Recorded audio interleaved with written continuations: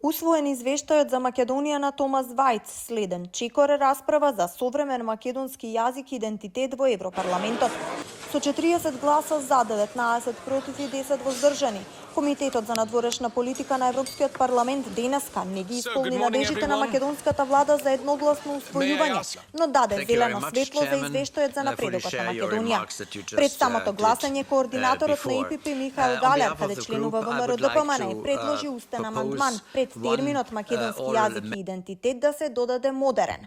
Амандманот не беше ставен на гласање бидејќи 6 европратеници се изјаснија против, а Галер рече дека имаат разбирање со групите социјалисти и демократи, обнова и зелените истиот амандман да биде предложен на пленарната седница во јули.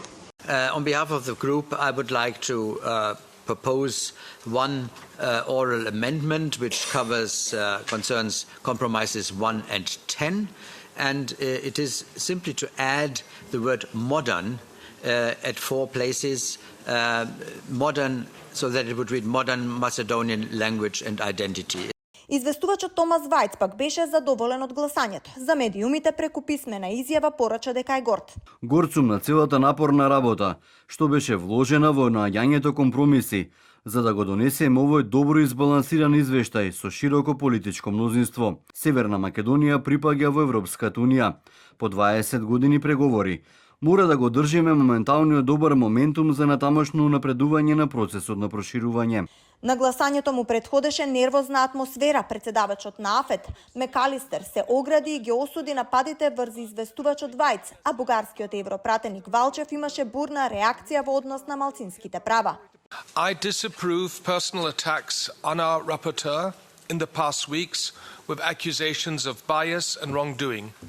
Engaging with participants from a country on which a report is drafted is by no means something wrong. I would even say it is standard practice for rapporteurs and shadows to engage with the stakeholders from a country they are working on to hear their perspective. All sides deserve to be heard before taking decisions on any political question. Господин председател, искам да обявя, че след края на доклада ще внеса позиция на малцинството по доклада.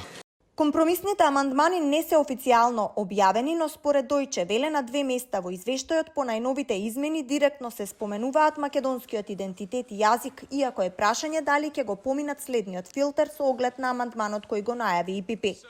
Според извештајот на Томас Вајц, членот 2 се повикува на брз напредок во пристапните преговори, истовремено истакнувајќи ја важноста на усвојувањето на уставните измени.